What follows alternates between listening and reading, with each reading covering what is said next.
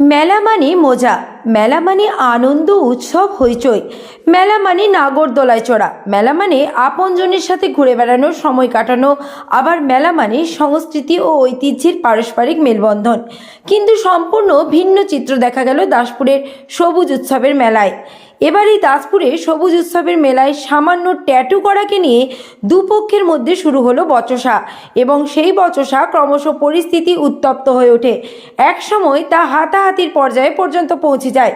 সাধারণ মানুষ অভিযোগ করছে, ট্যাটু করাতে গেলে নাকি এখানে বেশি টাকা নেওয়া হচ্ছে, অথচ টাকা নেওয়া বেশি হলেও ট্যাটু বেশি দিন থাকছে না।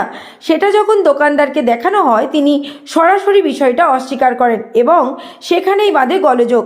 পরিস্থিতি এতটাই উত্তপ্ত হয়ে ওঠে যে পরিস্থিতি সামাল দেওয়ার জন্য দাসপুর পুলিশ ঘটনাস্থলে পৌঁছায় এবং পরিস্থিতি নিয়ন্ত্রণে আনার চেষ্টা করেন। বিস্তারিত দেখুন ঘাটাল লাইভ টিভির পর্দায়।